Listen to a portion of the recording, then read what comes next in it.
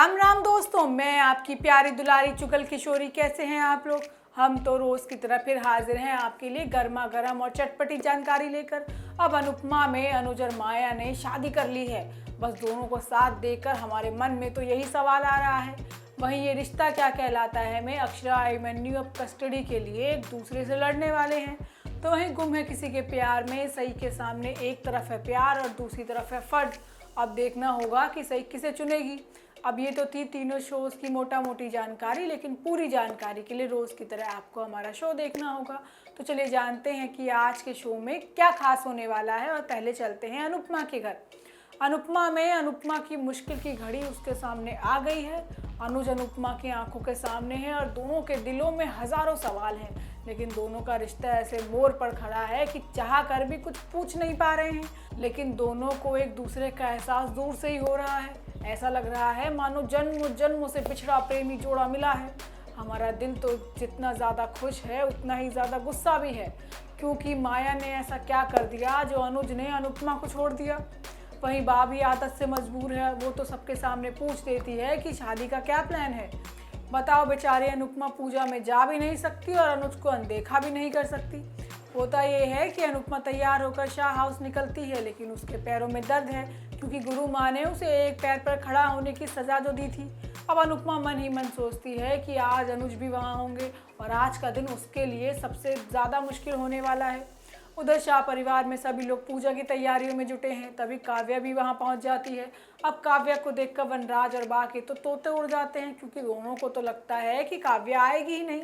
अब वनराज काव्या से अकेले में उसका हाल चाल लेता है और बीती बातों के लिए माफ़ी भी मांगता है।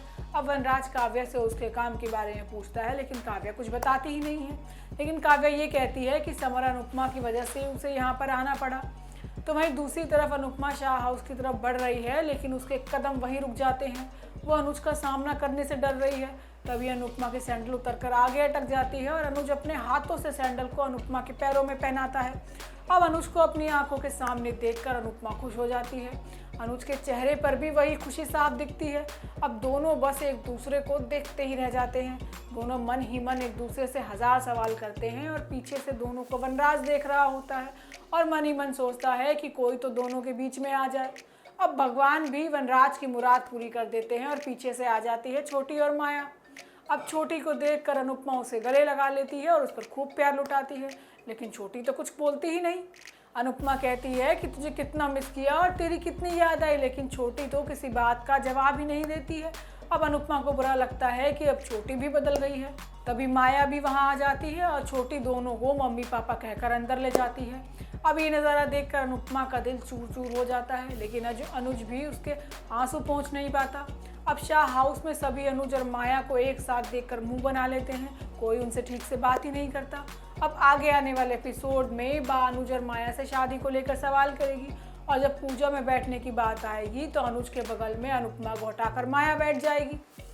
वहीं ये रिश्ता क्या कहलाता है में एक के बाद एक मुसीबतें आ रही हैं। आरोही रूही को लेकर घर छोड़ने को तैयार है। मुस्कान का रो रो कर बुरा हाल है और नीला अम्मा घर छोड़ने की बात कर रही है और वकील केस जीतने के लिए पर्सनल अटैक करने की बात कर रहे हैं।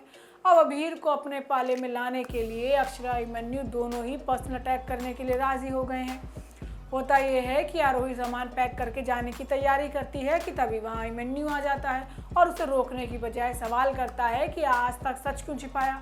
अब आरोही कहती है कि सच छिपाने की वजह थी रूही, लेकिन तुमने क्यों छुपाया। अभिमन्यु कहता है कि मुझे नहीं पता था कि अबीर के आने से किसी को दिक्कत होगी।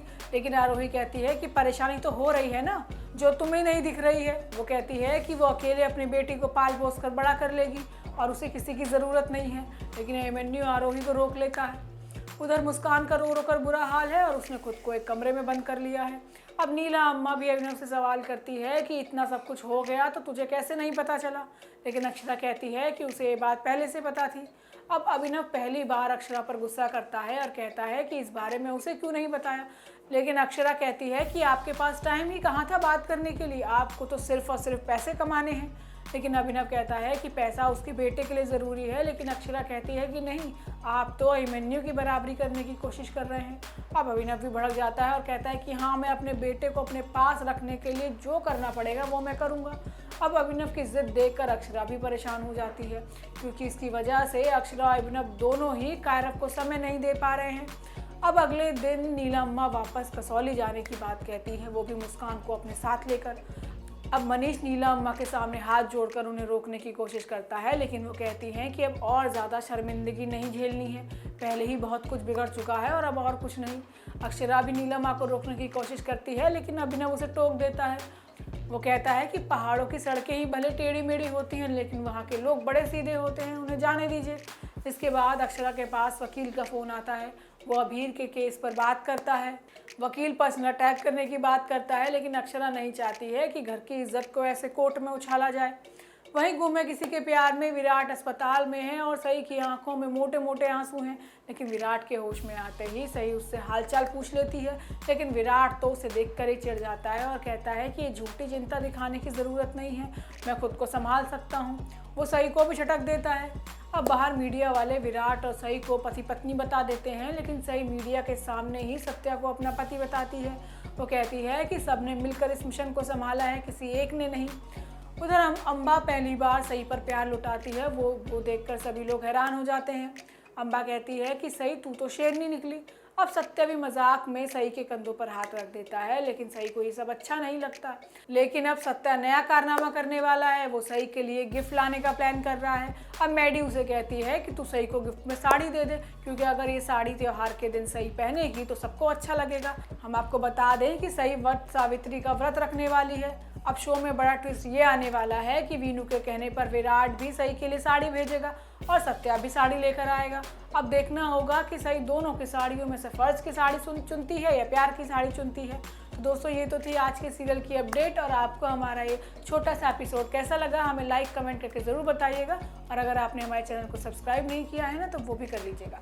राम राम।